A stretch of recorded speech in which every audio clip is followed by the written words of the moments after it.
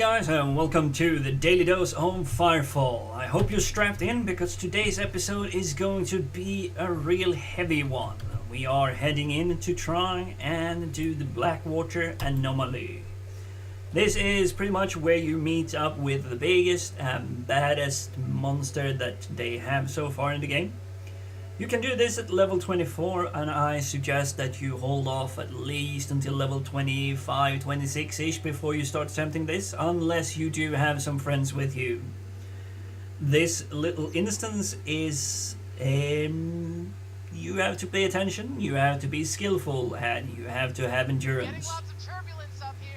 Now, I'm not sure if I've been doing this correctly. As I said to you guys, I am not following the Wikipedias and whatnot.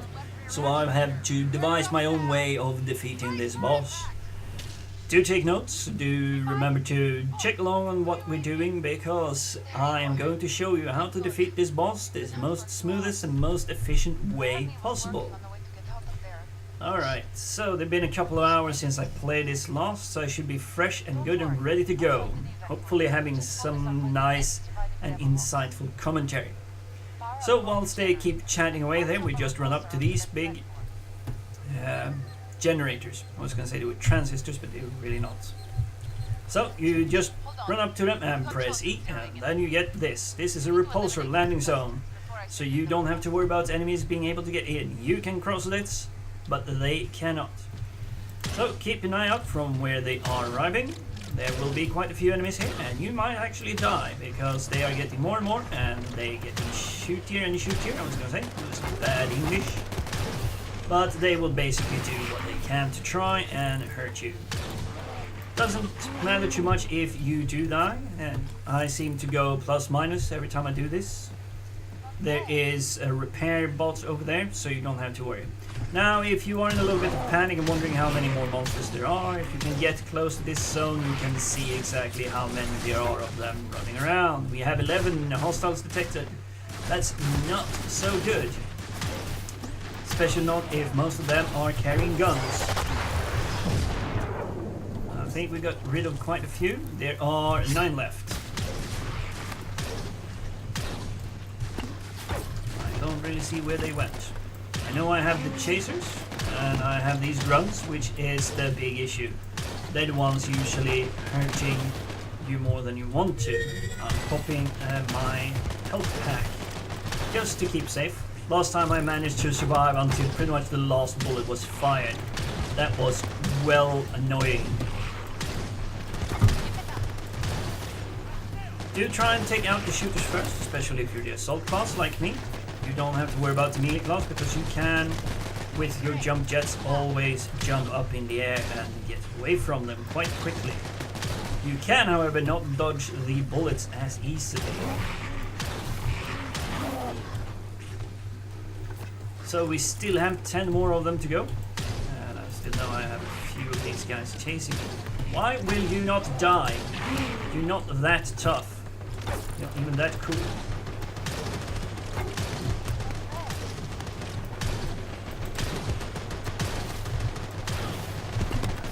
Alright, now there are a lot of bullets flying around here. Obviously this protector zone will not protect you against bullets. Bullets will fly through. These mobs will, however, not be going in there with you. And it looks like I have to pop another med pack. These are quite vicious, as you can tell. Let's get down here, and hopefully we will erase most of them. That might have been the last of it. So this is part of the quest and achievement chain. So when you are sorted here, you have defeated a big boss. There is some nice sweet loot to be had at the end of this. I got my nice big bad boomer from that one, and as you can notice, I'm not shooting white balls, I'm shooting black balls now. They are melding energy. So I'm not really sure if there's a difference in that damage type, but that's pretty much what it is doing. Alright, so big bad boom, and it's squeezing stuff away, and we're noticing that we have a few signals around. Now this is where the game is starting to get a little bit heavy.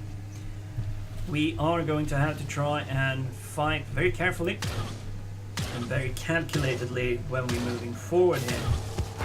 These guys up here and these rivers are toxic. They will hurt you, but there are also defensive towers known as bifolds. I think they just call bifolds. Chosen bifold towers, I believe they're called. And that was not a chest to pick up. There are also some story segments or story fragments hidden around here somewhere. I have not found all of them. I have found 3 of the 5 possible. And it's pretty much those 3 that you would stumble upon just playing through the map as quickly as possible. Now I'm trying to keep the speed level up here, but there are very, very significant amounts of enemies. There is a very significant amount of enemies to try and kill. Now question is if we can get around this here somewhere. We should probably have investigated this last time. Oh, we have someone that wants to play. That's usually no issue to be able to kill them from far away. Ah, there's no one there. Let's see if we can get up here now then. Sneak this way instead, because I would like to do this area. Because that's where we have a little bit of gifts and all. We have a cocky little sniper, I was going to say. It wasn't a sniper, standing out in the toxic water. So you can step into this, but you will see it's a little bit painful. So you can run around and jump over and whatnot. Not really sure how far this thing goes, and I see these 2 guys up there. Right, you will have to explore this area quite extensively, because this is... they have some storyline thingy hidden here. And as I said, I've found 3 out of the 5. So let's get moving, let's get killing these. Now, the first tower that you're supposed to take down has most defense around it, then it becomes less and less. I like that idea. It feels like it's easier to achieve. You're kind of cheating yourself, thinking it wasn't that bad when it really was that bad. Alright, so let's see, we have him left. Now all these ships around here, they have a fair few amount of chests, and they also have a rare chest. Although I can't really say the difference between a rare chest, because it's not really dropping a rare amount, if that makes sense to you. You will see shortly when I get up here to do this. Also might be well worth visiting and clearing out these zones, because you get these healing nodes. I got an epics! Havoc Chicxulub Blue Line. No idea what that is, but that might go up on the auction house. Now you sold one of them. I think I have 1, 3, and 5. Alright, so money, money, money. And there we go. Resupply crate. This is the rare supply crate. That Chicxulub really screwed my mind up. You get an ammo pack perhaps, you get a little bit healing, and you get 200 Christites. Sort of worth doing, but I don't see it as a rare box. Oh, 2 headshots. I hope you noticed there that I have not been fibbing you guys on the headshot and damage output. It really does make a difference, and it's especially noticeable on this map. Let's try with this friendly volunteer over here. So I'll try. Oh, he's already noticed me. 4,052, and a foot shot 2,701. Now you saw that. So obviously trying to hit them in the head, although slightly more difficult, is your preferred way to go. And we are being shot at by an engineer. Ah. I so wanted you to be headshot. And they keep popping up these guys. Just go in and use your secondary blast on them, and that should be fine. We have dum-dums chasing behind us. Not really sure what they are for. They are very much cannon fodder. They do take up time to kill, but it's not like it's the challenge of your lifetime to try and kill them, even when they come in large numbers. Although there is a saying that I heard quite a lot when I was a kid, and it was, beware small people in large numbers. Obviously referring to you being zerged. And I think that came somewhere from when I went to school. We're talking way back in the early days before internet was popular. We did have something known as BBSs back then, but that wasn't really... It was internet, but not the internet we know and love and loathe today. And there was definitely no video production on this level yet. Despite the attempt of Hollywood to try and make it look so, the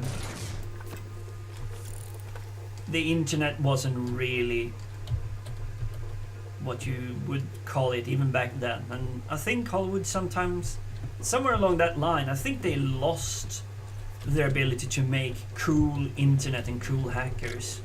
Last time I saw any cool kind of computer user interface that was still believable, although you knew it was kind of make-believe magic, was in the film Hackers. And for those of you that likes actors such as Angelina Jolie, you may want to take a look at that one. And it has a few actors that are still quite famous. Those of you that are belonging to the more geeky levels and have it seen Johnny 5, we have the guy that is playing the Indian engineer for Johnny 5. That is the bad guy in the film. And he's doing a fantastic role as Mr. the Plague. You will also notice that there is a cameo role by none other than Penn Jillette from the famous magic couple Penn and Teller. Now, if you do enjoy those kind of games, films, then I strongly advise that you check out that film Hackers. It's sort of part of a 4-film series that was released. I'm not sure if it was even by the same guys, but you had Hackers that came out somewhere in 1995 perhaps, and they made internet look so cool that you wish you had that internet today. It was full of like visual holographical things. They were really going at it. It was looking quite fun. Then you had the follow-up film that was about Kevin Mitnick, the guy that sort of invented the modern version of hacking, and more precisely something known as social engineering, where in fact you're hacking the person rather than the computer. So in Kevin Mitnick's case, he was very good at talking to people and getting them to reveal information that they didn't know that they were revealing.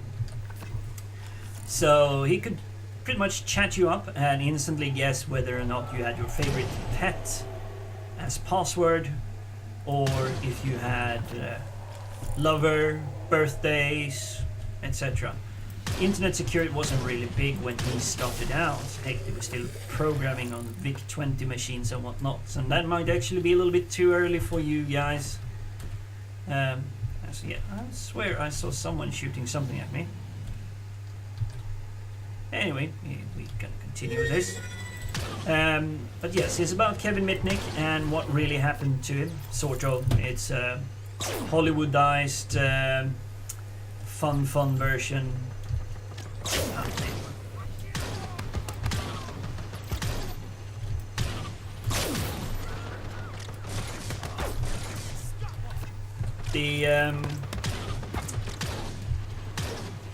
The notion behind it, just as in Hackers and in that second film I can't recall the name of, it's the Kevin Mitnick story basically. I don't remember what it's called. I think it's also something hacker, and the story and the plot line is sort of the same. It's evil, but in this case, sort of well-meaning guy that is trying to take control over the entire internet. Basically, eliminate net neutrality and whatnot. If you have heard those phrases before, and you should have, because America is currently in the process of really shredding its net neutrality, and people really do not care because they don't understand what it means. Now, I know this isn't really where we're supposed to discuss politics, and I kind of broke that last episode when we talked a little bit about feminism. But yeah, feminism was talked about because it's sort of destroying the gaming community by spreading lies and misinformation. So I'll let that one slide on that bit. The politics in this is that the net neutrality that America is so keen on getting rid of is just a hindrance because it doesn't really allow you to make as much money as possible. Because internet and information is supposed to be running free.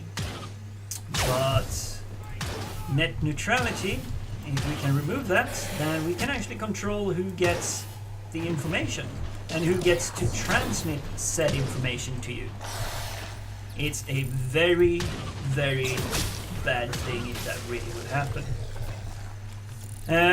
But the idea from the films are pretty much the same.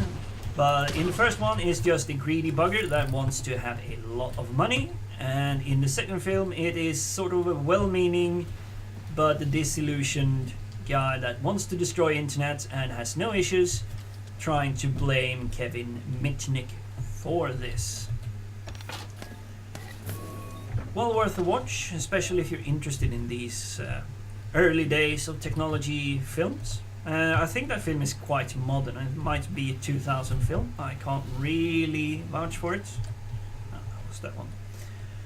The third film, I think, is breaking the mold a little bit, but it is more about the freedom of creating certain things. I saw that one a little bit too late. We have a fire tower there somewhere.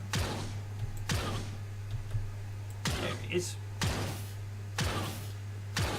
Now, the third one is called The First 20 Millions is Always the Hardest, which is kind of a cute film in regards to the brutal business world that internet really is. And I'll say that's the light film to watch. The first one is the cool film, the absolute must-see. I know there's a second tower here somewhere. I'm already taking it down.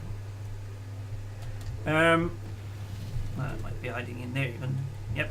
That's it. And it's on. Now, yes, the second film is called First 20 Millions is Always the Hardest. And the brutal shopping, I was going to say, the brutal business that goes around creating products to sell and everything. And the fact that in the early days, people that were trying to sell internet really had no clue what they were doing. Not even the slightest. You had the people that were extremely good at talking and selling, and then you had the people with the visions, with the ideas. I mean, try and imagine to explain to, say, a smart person like Leonardo da Vinci that is unfortunately stuck in the Renaissance, I think it is, the 1400s somewhere, and try to explain to him Instagram.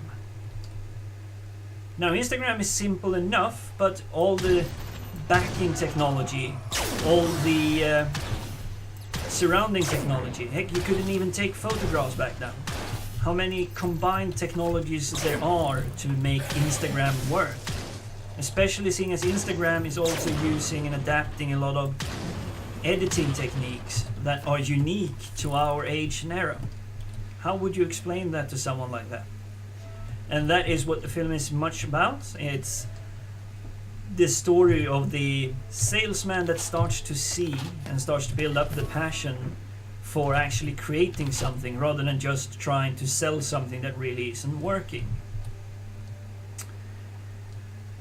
So that's well worth a watch. I'm gonna try and not reveal anything. It's got quite a cool story.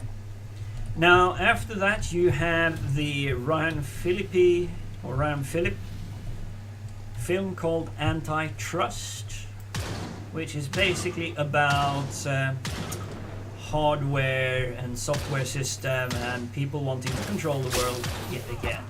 And he's discovering that the codes are being stolen left, right and center, and this greedy guy is really wanting to just take over the world. No reason, he just really wants to take over the world because, well, the other people really don't deserve it. I can't really say what Tim Robbins' character's motivation was in that film, but it makes for quite a good film still. Sort of if you're in on the conspiracy theory films and whatnot, it makes for good scripting, pure and simple. And I've been talking too much, so I'm probably going to die again. So let's get out of here. Well, that was me presenting 4 films just randomly and unexpectedly. I do think all of them are good. I consider them to belong in sort of the same genre, same storyline even. Not very much different from each other, different actors, different plot lines and whatnot, but yeah, they're thoroughly enjoyable films. So whenever you have the time to go and watch them, please do so. And no, I'm not being sponsored by anything. Is that a really big crystite hiding down there? Forcing me to have to go down and... Alright. Chosen bifold cannon, these are called. And if you see, I'm aiming high up. 2700 versus 2600. What, 2096. So if you headshot even these bifold cannons, you see we are getting rid of them a lot quicker. Right, we have people out in the field. I sniped you from afar. And that sniper is hiding up there again. Whoa, where did he come from? Right, these are unfortunately a little bit boring. There's not much happening here on these maps. Well, on this part of the map. You're basically trying to defeat this big, bad, spiny looking thing and trying to take it down. Ha, gotcha. And if that sniper could stop shooting at me, I would be so happy.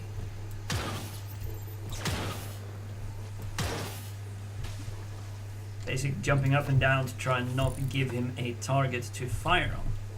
Oh, there we're being surrounded.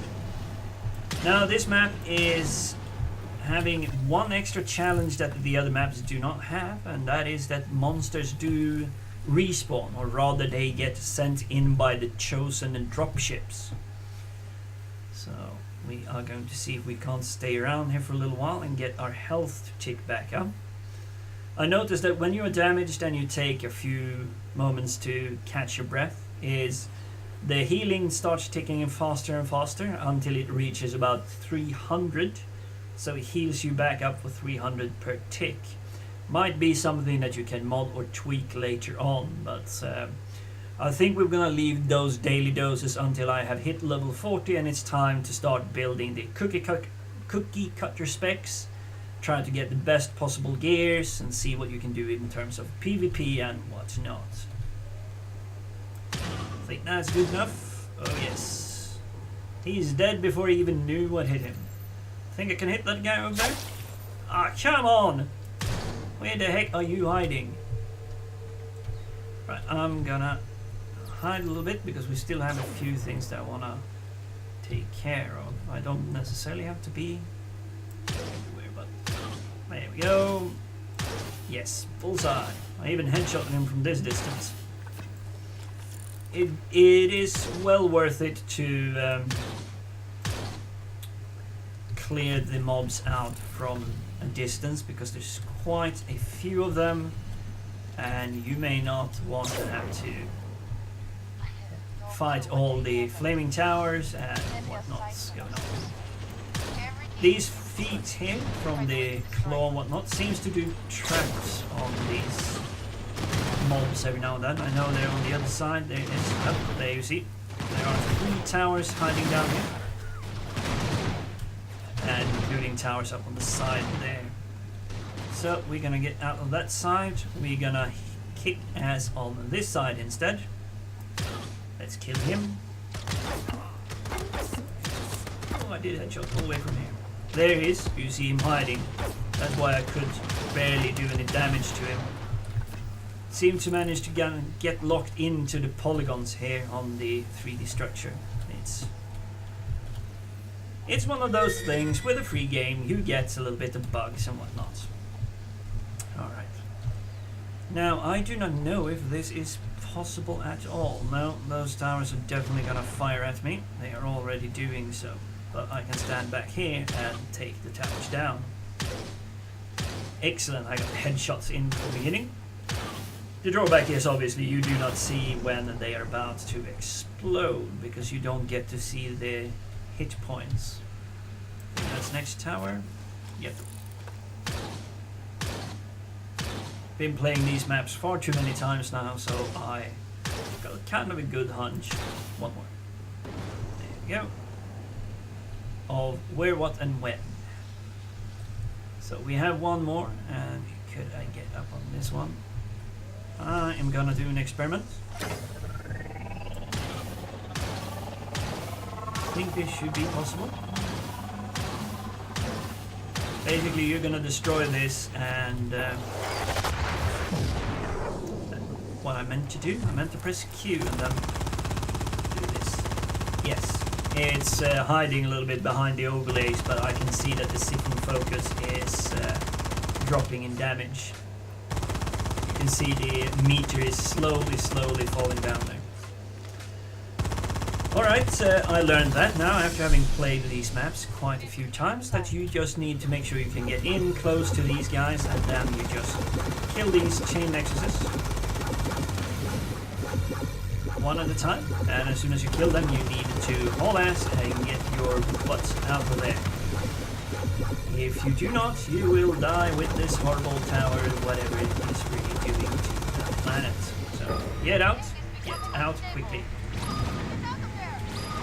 Right, so swap weapons, time to reload, heading up to this place. So, you see it's basically exploding back up and causing some chosen dude up there to lose his job, I would think. Probably more than that.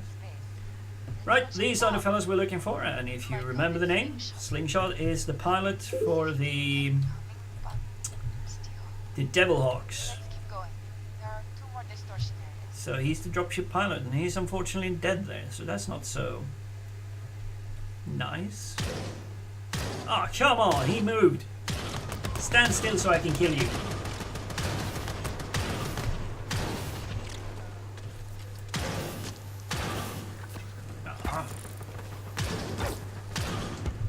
There you go.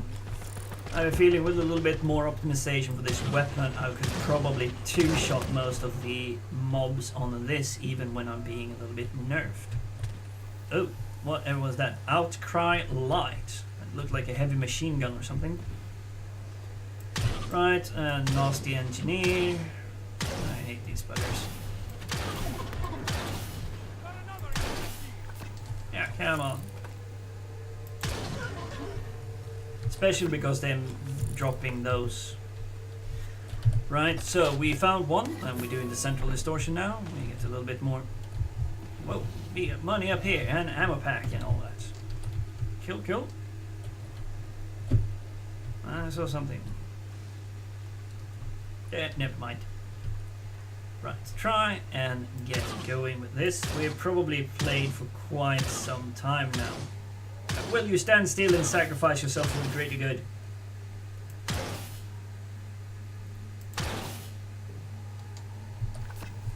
Alright, that should have woken up enough.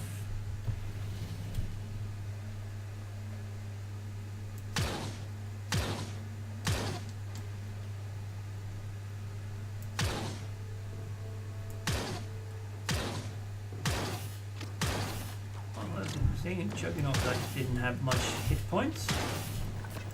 Right. Obviously, if you play these maps with friends and whatnot, this is going to go so much quicker. It's pretty much just a race grind kill. As in, you're trying to be the one doing the most kills and whatnot to be the coolest, baddest person on the planet. Now, recklessness can obviously be a little bit higher if you are more. I'm obviously playing this a little bit more cautiously because I don't want to have to walk back and forth all the time when I resurrect myself. Right, we got the tower down there, did we? What did you know? There's a tower down there. That's odd, I don't recall that from previous encounters with this map. Oh, and I also forgot to do it like usually forgetful I am. I started this map by having 10,000 Crestites. I thought it was kind of perfect because I was going to measure exactly how much coins you get from this. But no. Do you think I remember such things? Do you think I remember to do that so I can show you guys how cool and awesome everything is and how many Crestites you make from certain things? No. I'm not that well endowed with a good memory, I was going to say. That's probably not even the correct word for something like that. Alright, so this is the central. There are quite a few bad guys standing over there. There's a juggernaut. We're being fired at by another one of these nasty little towers. Nasty little hobbitses. Let's see if we can't kill that one before we start being swarmed and flanked. Come on. Alright, 211 experience points is not too shabby at all. Yeah, well, if you ask me. So where did... come on. How many of you guys are there? Now this tower isn't too difficult to beat if you go in and do up close and personal. It's just that this fireball is really well annoying.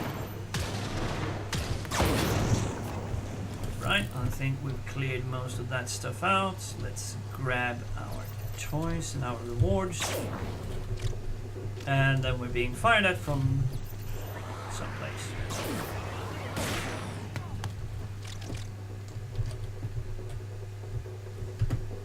Can't really see where I am being fired at from. Or from at. Ah.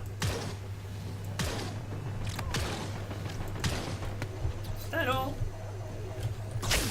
Aha, I knew I saw something suspicious in the corner of my eye. Die, you horrible little sniper.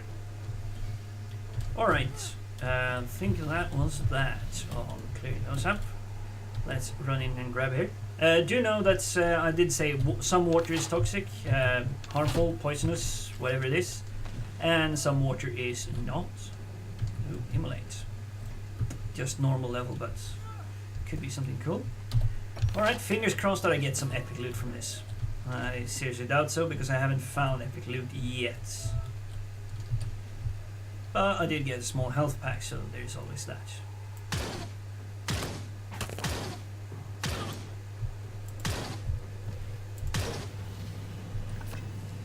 Alright, I prefer my engineers like that.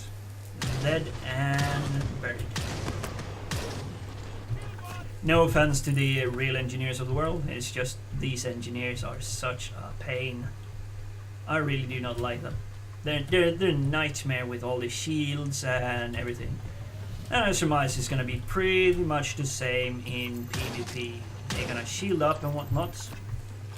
And then you're gonna have to go in and do all your nasty damage up close and personal. I was being shot from behind. Yes, I was.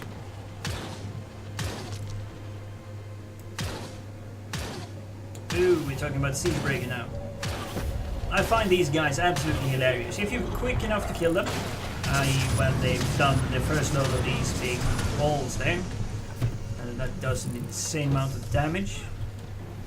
Not really sure what's going on down there, but we have company from him. Alright. Was there anything here? No. It's sort of half exploration, half showing you how to do this map. We're getting a little bit sidetracked now, and here we actually have one of those drop ships coming down, so I probably need to get the move on a little bit quicker, because when these ships start dropping, you start losing life. They're not too difficult to defeat, but they tend to pile up in numbers as time goes along, and well, you don't want to have large numbers of badass enemies running around. Right, boom on that one. Hopefully adding to my achievement points. And we got a cooled module. Whatever that do. I tend to just run over these things too often, so I'm not really noticing if I'm picking up most of the stuff. Alright. Ammo, coins, bad dude, siege breaker. As I told you, now he's dropping down. If I kill him before... Yes. You can have these guys. They're apparently charging up some jet engine or whatever it is. And if you shoot them at the right time, they will be dead, but their engines will still be roaring. Looks sort of hilarious. So there's a small entertainment you can have whilst doing this map. I might be lucky to show you that. Alright, so we are in here. We need to kill this. I prefer to choose my other weapon because chucking the big balls into this takes quite some time. I think it's a little bit faster when you have an automatic weapon like this. Would love to have had some heavy machine gun or something with infinite ammo. It's an infinite magazine. Oh, here we go. I think it's usually about 400 hits and then it's dead. Yeah, 378, and that means it's toast. So, the usual routine here. You kill that bottom plug, whatever that is, then you shoot these 3 chain nexus, they call them. I think it's either a heart or a brain. Could be a testicle. Sort of have that texture to it. Except that the aforementioned items of the others tend to be a bit greyish. I don't know that much about medicine, but I've seen more than my fair share of it. Alright, so that was the second tower down, and we're gonna find this Ares signature. Ares? Ares? My language is dropping after having fought so much. Right, so we are gonna go down here. First and foremost, there are boxes, but there is also a sniper.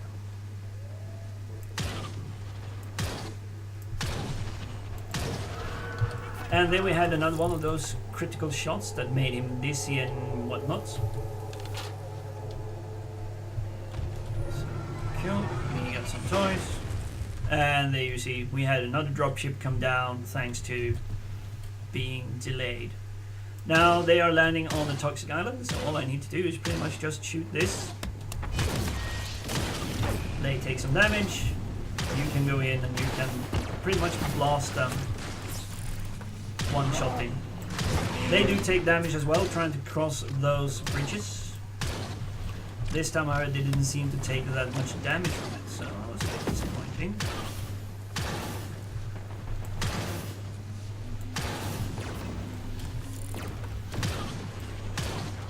Not sure if he's gonna die standing up there on his own. I think they should and would.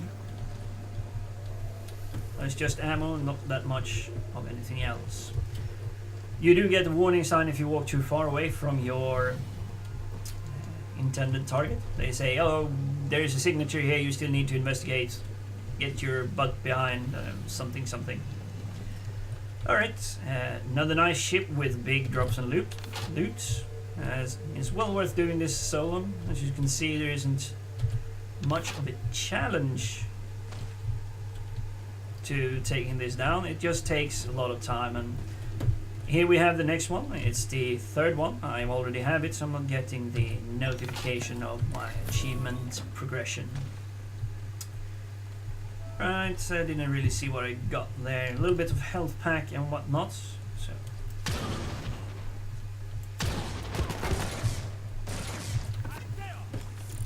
right, so we've covered films and we've tried to clear this out as we've been playing along. Right, so we're fairly clear on that. And snipers. Why is there always a sniper? Perfectly honest, I don't mind playing snipers sometimes. I do find the camping sometimes a little bit boring, and a game like this where I prefer to use speed over stealth and cunning. Let's face it, if you're gonna play this map on stealth, you're gonna be here for a good day and a half. You might one-shot most these mobs.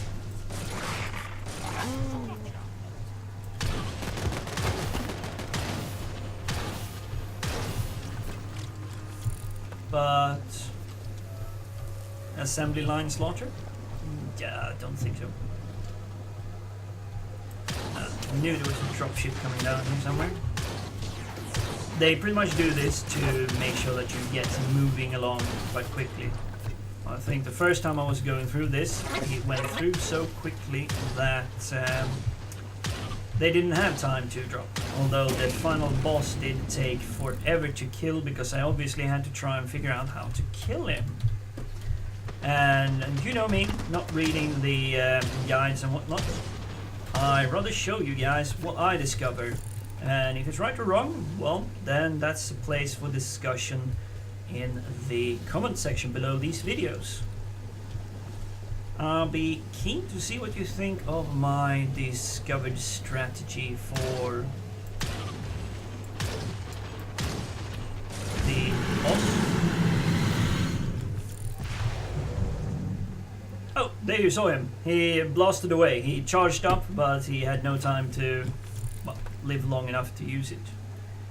Right, let's shoot this from a distance. I knew there is one of those there, one of those nasty little towers. And see one in the distance there as well. This is one place where having view distance set to very far might be beneficial, because you can get rid of these boring towers that you have to stand and shoot at for quite some time. Although you'll get a little bit of attention from siege breakers and whatnot. Well, that's a juggernaut, I think. Yeah, that's a juggernaut. So, juggernaut down. What are you? You're a shock trooper, just like you are. I must say, I have been looking forward to seeing more people do videos about this, and would be quite keen to hear other people's impressions if they have found a class they really like and say, I'm sticking with this. Just like I am doing with this, I am definitely going to continue this. Not excluding the possibility that I may try on other classes as we go further down. But at the moment, of all the abilities, this is the one I think is the greatest to play with. May not be the highest or most optimal output, cosmetic-wise. They all look the same, I was gonna say. It's not really that they look the same, it's the actual game mechanic, the interaction with the game world. Cool, now that one's gone. And here we have an upset engineer. Come on, die sometime. Alright, and as you noticed, if you've been able to stick with it for this long now, is my statement that it gets easier as you move along. Taking them from the left to right, so to speak. So when you have finished securing your zone, if you continue to the left, then you will have it easier. You get rid of the big heavy guarded one, which is I think this is the westernmost. The westernmost is the one that has most guards and whatnot around it.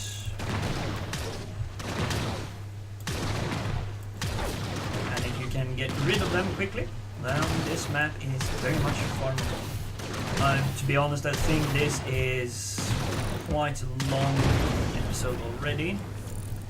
I am trying, believe me. I haven't been doing like I did when I really tried to investigate this map and spent I think 3 hours running all over the map and looking up and down and everything. The map is fairly big. Alright, so where are we? We have no bad guys. Let's get some of this. So about 400 to take one of these down, and that takes away fairly rapidly. And yeah, you might want to try with your own secondary weapons and see which way you kill these fastest. I've been trying to use my special powers and whatnot, but that hasn't really been overly effective. It does damage, but this is a lot of damage. It's 189 times 377 damage it takes to take that one down. Obviously I'm not that smart, I can't do that math in my head. But it's a lot of damage. It's a few thousand, a few 10,000 I would even say. Might even be just shy of 100,000 damage points that are required. No. No, what am I doing? Why? Right. So I got away from that. And now we needed to go back, I think. Yes, blink there somewhere.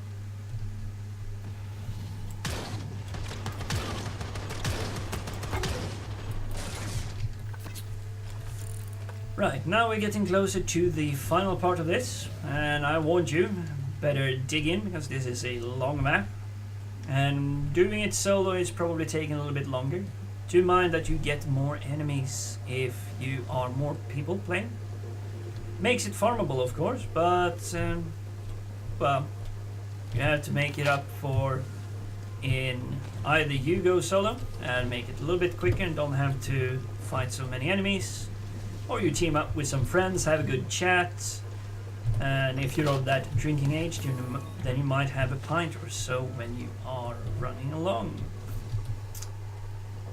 Alright, we are finding our last survivor. That's Hobbs. So, sorry to say, we lost Hobbs. Alright, and obviously I know what's coming, so I'm waiting. Why we have a Juggernaut being interested in me, I do not know. He's coming in at the completely wrong time, because we are opening up the world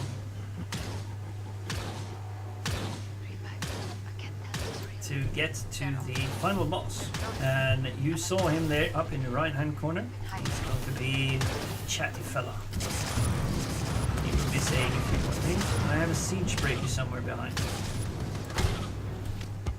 It's not so good, because he might actually kill me.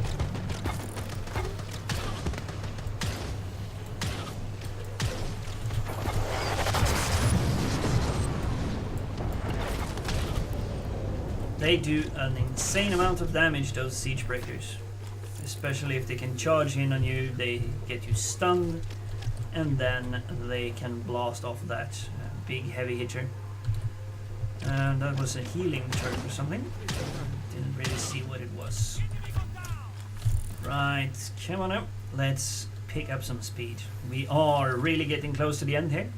But there's of course the strategy on fighting the boss, and he's up there somewhere. Will you go away? Can't you see that I'm busy? I'm trying to move along here, so.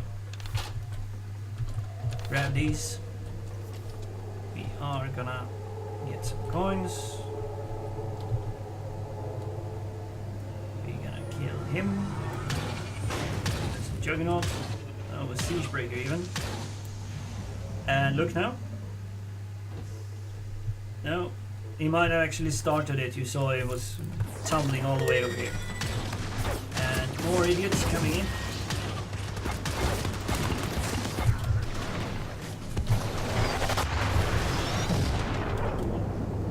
And obviously there are towers and everything. Just when I try to be a little bit quicker, we won't be able to be quicker because we have a dropship coming in between. Why are you not dying?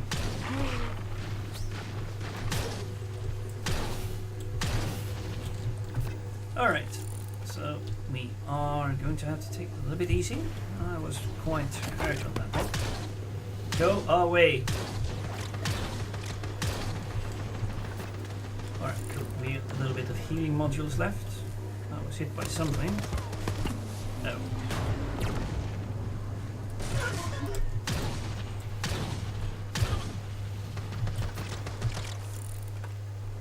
And another engineer.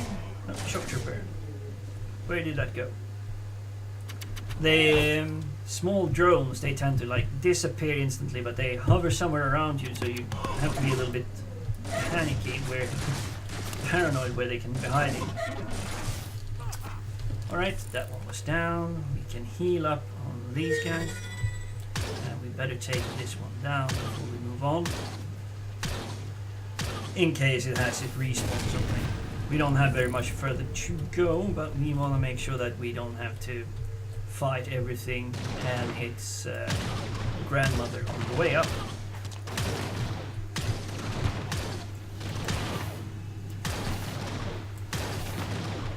Oh, he died. Alright, cool. So it's these two nasty little bifold cannons left. So back off to a distance where you can fire at it and it cannot fire at you. And you can just stand and chuck away bomb stones.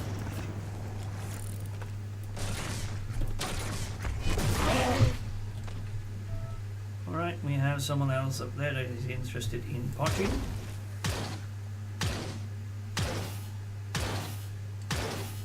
And he rolled away the chicken.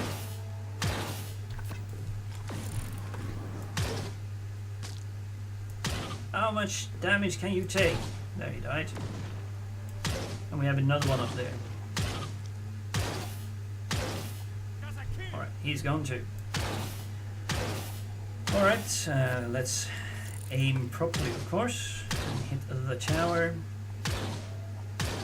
Now, I like your feedback on this, and whether or not you think that gameplay that I've been doing. I've been playing this fairly safe to try and reach a personal achievement of mine, which means that I am not gonna die a single time, or as few times as possible, if it's not possible to avoid death.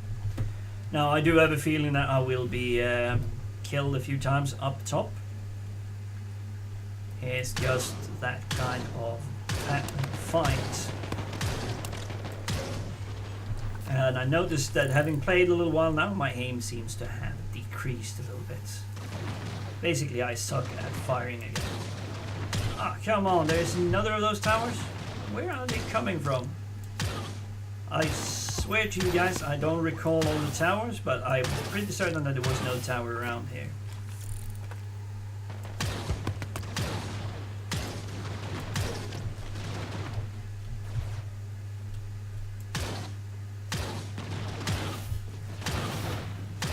That tower might actually have been there, but I don't have any recollection of it.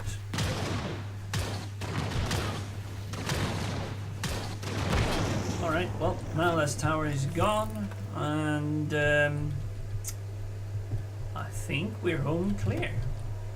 There may be a mob or two to kill on the trek. Yes.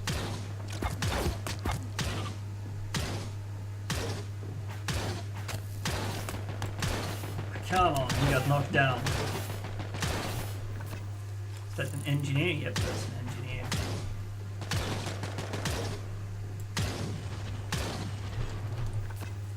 Right, enough of these mobs now. I want to fight a boss.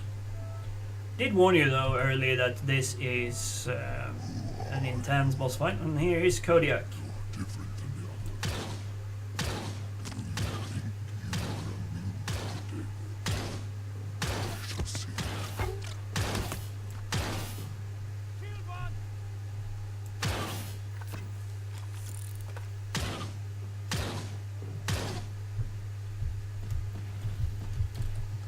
Alright, I believe we are where we want to be now.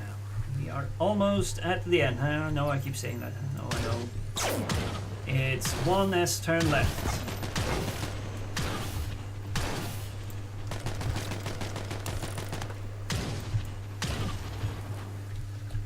And you're basically trying to fight your way up to this mountain, and now we start to see something in the skyline above us, which is part of what we're trying to take down. Or well, no. I'm not sure if it's taken down, more as just trying to defeat it.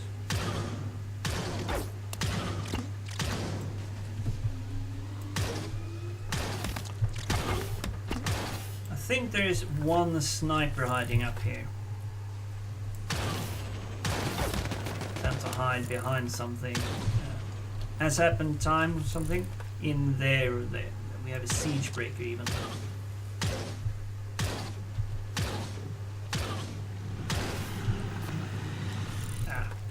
Forgot to look, but he was doing the boost. Oh, what happened to that guy? Alright, and here we have the 5th Blackwater Anomaly, the documents or whatever that is. Now we are at the boss stage, so if you jumped ahead to him, now it is time to start taking notes. Now as we head up here, we have a few mobs to clear out.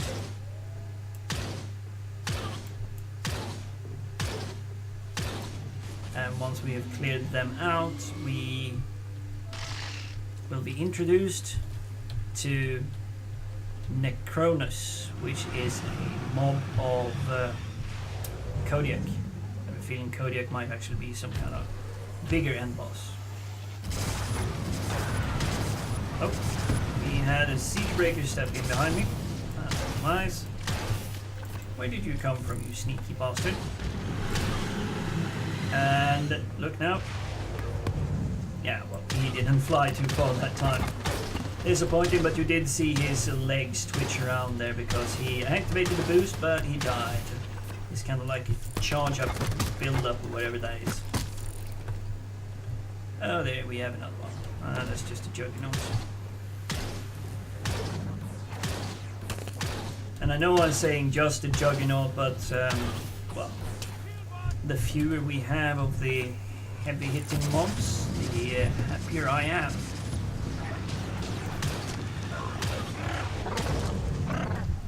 And there you saw the blast zone thing, whatever it is that they really do. The jetpack they have. Right, I can swear that there are a lot more mean monsters around this time. I don't recall them being this many, and it's obviously because I'm recording it, so I don't get to show you the quick and easy way of it.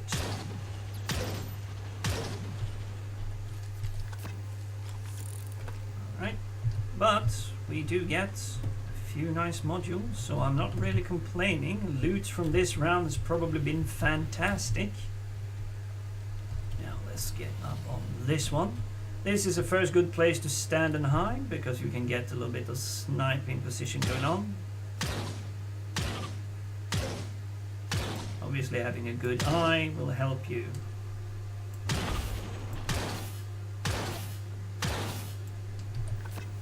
Sometimes it can't be helped. The mobs are too quick. We had him coming around there. It was a juggernaut even. And where is that engineer going now then?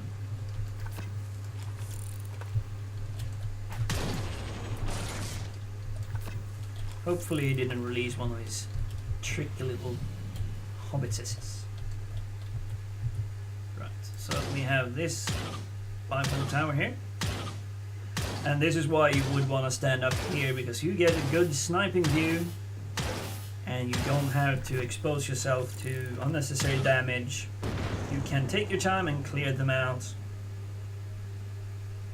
There's another tower over there. I think there is one more tower after this one that we will have to take down. Obviously, by sniping stuff from far away, you are waking up the local wildlife. So if you're good at sniping them when they're running, then you might get them out of there. Not like me, I'm not that flawless on shooting moving targets. I don't think anyone really is.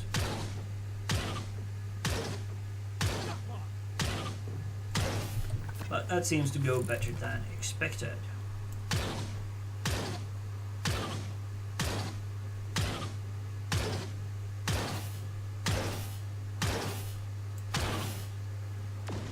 Miss me.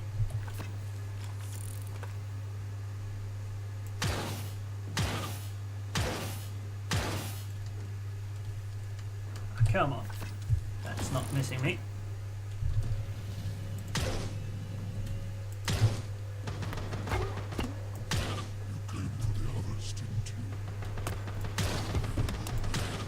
Now, the game, as I said, have pathing issues in certain places. Whether or not it is intentional is something I have yet to figure out. The pathing sometimes is good.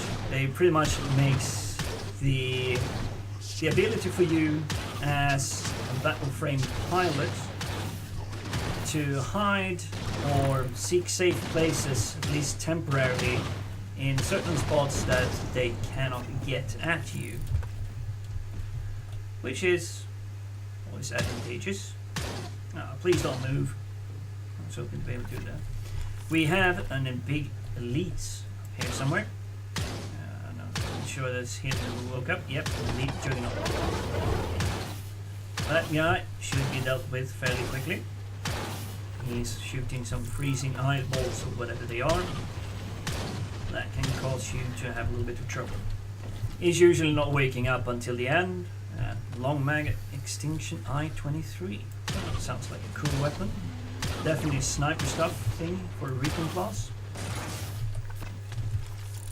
Alright, so have we done our due diligence? Pretty much everything is dead. You basically clear out all this area here, and then we're gonna kill the last few bits and then resurrect Fate and haul ass to safe spots.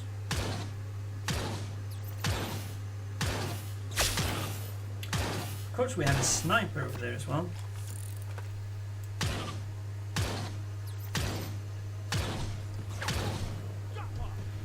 Missed me.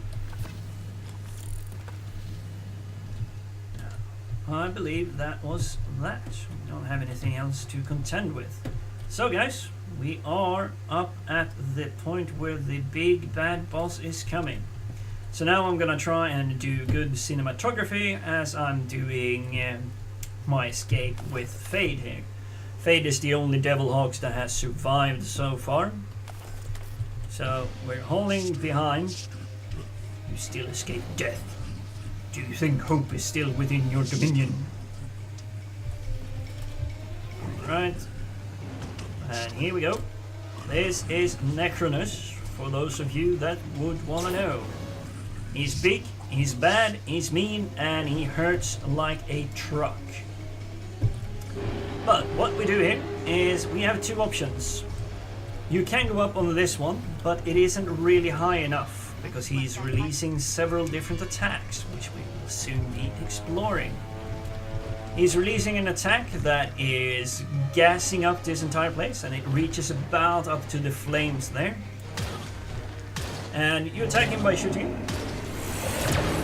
And he also has that blast that is really damaging and hurting stuff standing on the ground.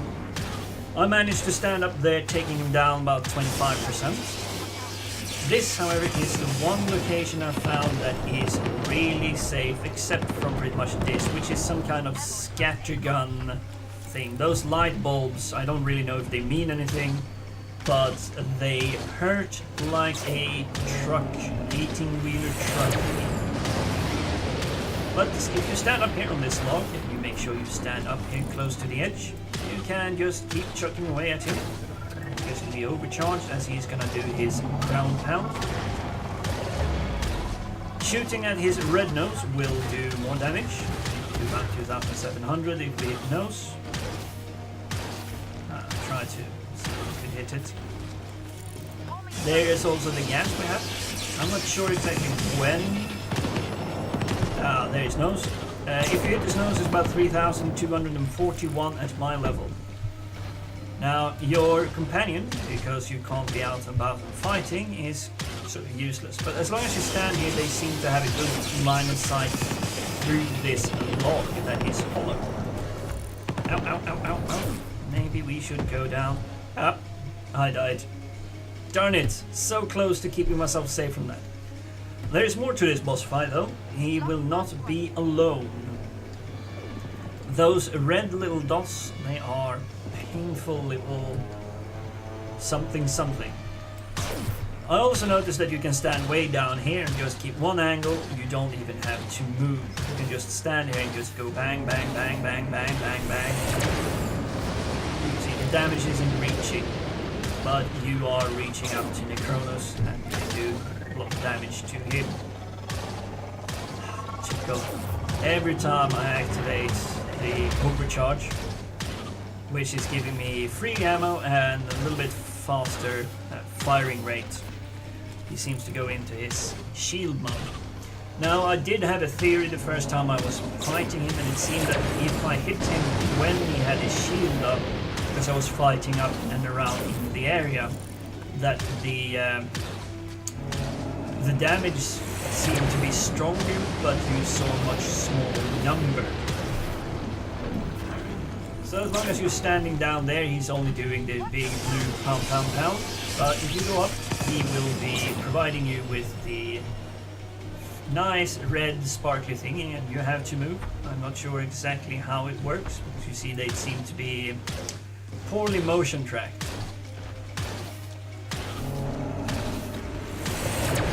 So, he's doing his vapor cloud thingy, whatever that is. These attacks probably have some cool numbers and cool descriptions. I have not noticed the name of them, so let's overcharge here and hope that he isn't gonna ground pound. Of course he is. The ground pound thing is good because his nose gets locked into the ground for about a couple of seconds, so if you can escape having to be standing in the gas, then all the better. Now, last night when I played this, right about now we should be visited by a big bucket of minions coming in. So far we haven't seen that. May have been because I died, I don't really know. He's retreating now. So he keeps moving back as you damage him more and more. I think he moved back the first time at 60%.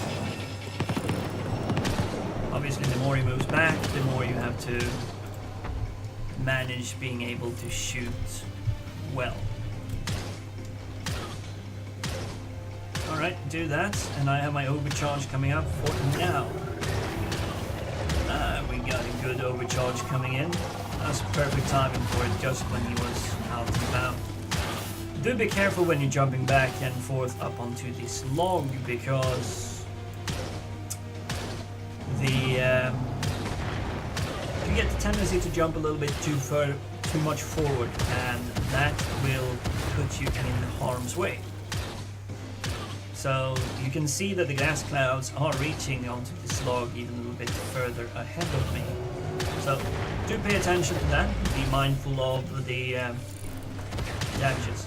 But this is pretty much a good spot to stand. I haven't noticed if there's anything else. I haven't played in a group, or I haven't played with others that have found their own ways of defeating this one.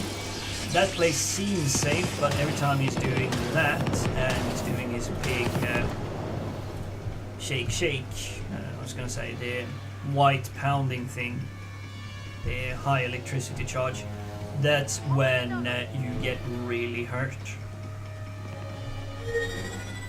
So, I don't know, if you're a biomech, you could probably stand on that central one and not having to worry at all. And here we do have incoming enemies. Do be mindful when you're fighting these guys, because if he's doing his death ray, he will reach up to a certain level, and that will pound you. You will die. You will be deader than dead. That's nice grouping, but hitting like worthless. It's not good at all. I had a very nice grouping of them there. That's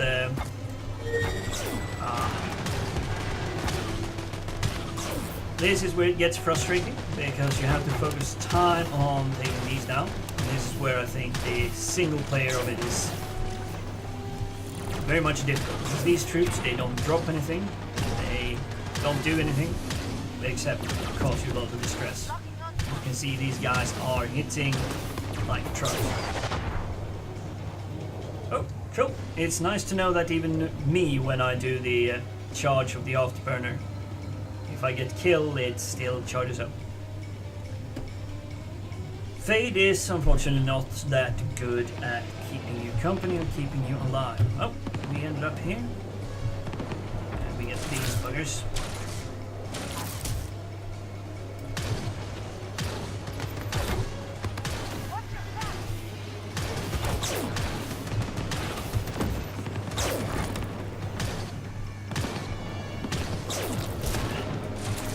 Fade is also crap at selecting priority targets. She's always picking a target that takes way too long time to kill, so you are getting stuck trying to kill everything else.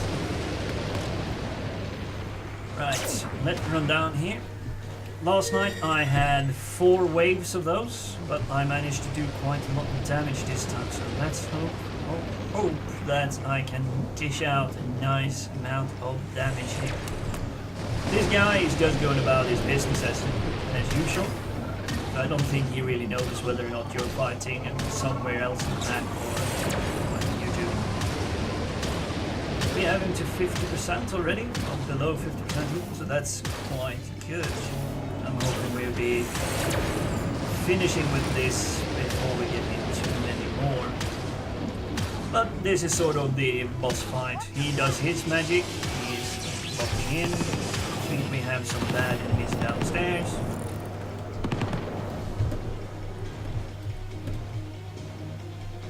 Don't really know exactly what you need to do to avoid that, but I just can kind of jump down and move around a little bit.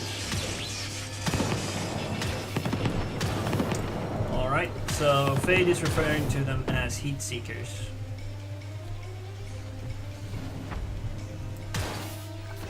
If they're heat seekers, I should probably not be using my jets, but I think they're heat seekers of a different kind.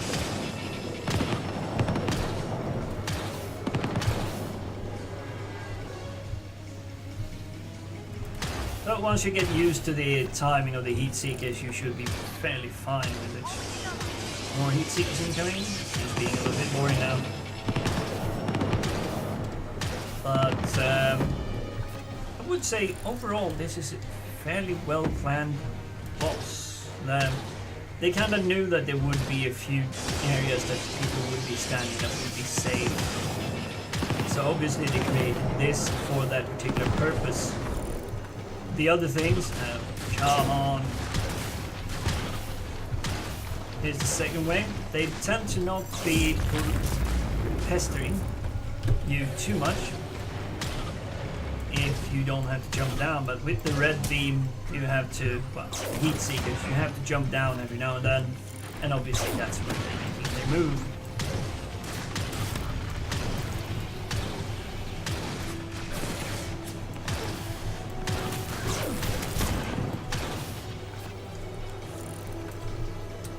Alright, let's re-heal and back into the fight.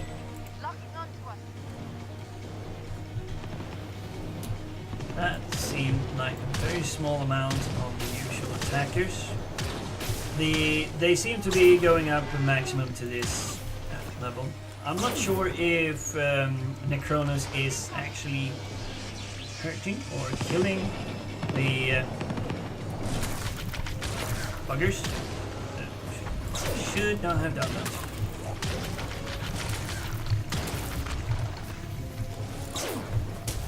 Why are you shooting it?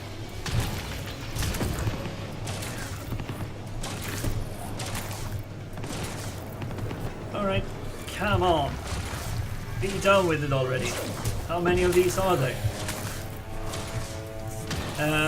Seems to be an indication that they do this at random sometimes.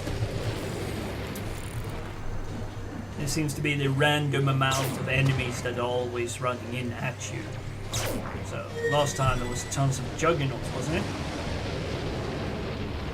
This time it seemed to be a fair amount of hissers and those vile thingies. Right, so he's been having his party here. Let's charge up and go bang bang bang. I want to get rid of this guy really quickly and then we can see how much coins we are spending. So he's retreating now. I think we're down below 20%.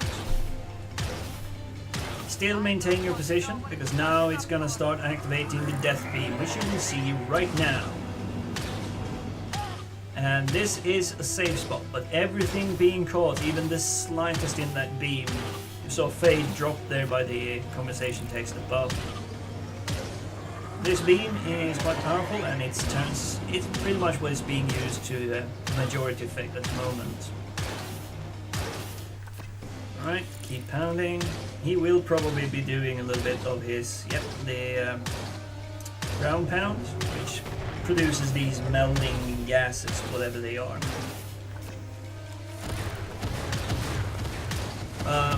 As you notice, my spot is still safe. Right, let's get a little bit of juice coming in there. And he's charging up for another insta-death ray. I'm still standing safe on this spot. You see, I haven't even taken damage yet. And I'm dropping in a lot of damage on my enemy. Now the reason I am standing here and using this weapon is because the other weapons do not reach, well, the other weapons I have available to me. I don't know about the main weapons of many others, but I know there's my secondary weapon has a very short distance. Someone is hurting me.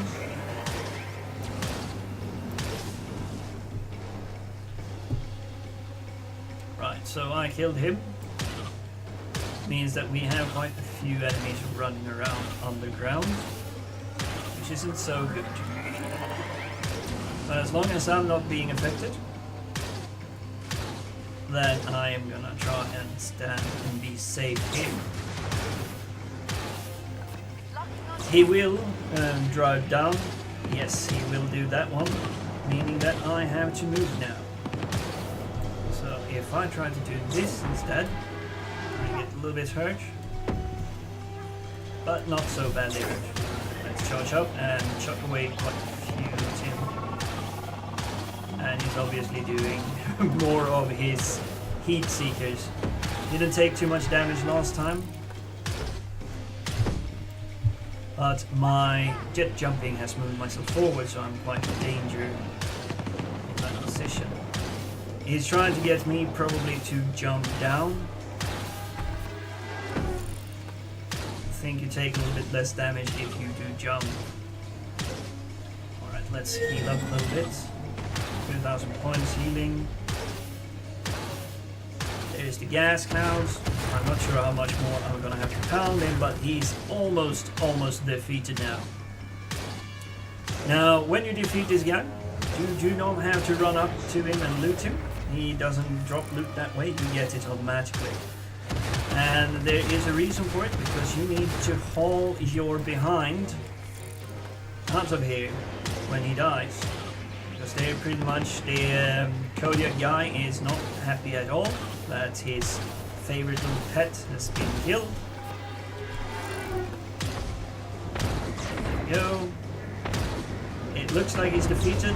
Yes, he is. And then you get the notification on the left hand side, so you get a little bit of weapons and toys. And we might have had, it looks like there's some firing going on in there. Grab healing, grab ammo, and that's a big bunch of these guys. We want to be away from them. As soon as you get the notification it's time to haul ass, here are the glider pads, so keep to this side. Now I'm gonna see if I remember this way. The screen always shakes so much and you kind of go down in a very high speed. You're pretty much meeting up with oil spill, and if you are damn it, I'm gonna have to run and walk, which is not gonna be good. You're gonna have to try and navigate your way through this. Oh, I forgot to press the N and also these dropships, they are coming in all over the place. Your mission is pretty much just to get in here. So I got both rolls there, so if you have played in group you get a roll on these items. I got the Necroplasma rifle and Necro Sniper rifle. You can't sell them, they are bound to you because you completed this, so they are for crunchy. They look quite awesome. The Dreadnought type and the Recon type. Here we go. And I'm gonna see if I can't interrupt. Yes, I could. There you go. If you want to see that cinematic, you're gonna have to do the fight on your own. Do it with a few teammates if you like.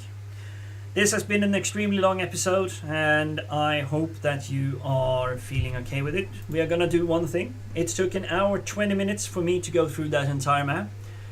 I was obviously narrating as we were going along, but if you focus yourself you will be able to pull yourself through that really rapidly.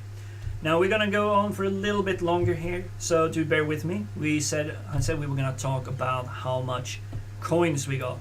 From fighting alone we got 5,099, so let's repair, deduct that much. We're not done yet. In on salvage, because we did pick up stuff. Oh, this one I should not. This one is gonna go out on the auction house, I believe. It's an epic level 24 item, level 30 grenade launcher. But the rest of this is going to be taken away. So if you click on repair you will get a different set here because you get the different items. So do bear in mind you have two places where you can find salvage when you're standing by one of these Battleframe shops. So I couldn't do this one, no. That means we are taking you down there. There. We're getting rid of this long mag extinction. We didn't want the outcry light, but we are keeping the Havoc Chicxulub blue line. Abilities for assault. Well, I'm not playing with that kind of ability. Heavy turret for the engineers and immolate for the firecat. We also got a run speed frame core. I would get a little bit more hit points, but I would lose tons of jet energy. That one isn't worthwhile too much. Now if you repaired and you swap to the other screen you will see what items you haven't taken. These are the other take on items here. Now you have a cool module, which I don't need. Rapid fire, which could be used, but I don't have any slots for it. Alright, these are the items that dropped. Salvage 13 items. Wham! You got another 1,589 Christites. So all in all, from doing one run at my level that don't get the bonus, so obviously I have this one which probably translate into some credits once I put it up on the auction house, but 7,000 credits is not uncommon for you to achieve when you do this. Alright guys, I am sorry for the extremely long episode.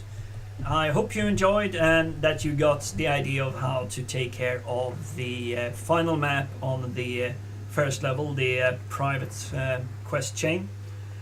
The Blackwater Anomaly, the end boss is fairly easy. It just takes a little bit of time, so do make sure that you have weapons that do pack a punch. First time you're playing it, obviously you're not going to be that strong, but the first loot you get should probably be enough to go back and give him a real pounding. Until next time, remember to subscribe, like, and hit that share button to spread it to all your friends. Until next time, peace out.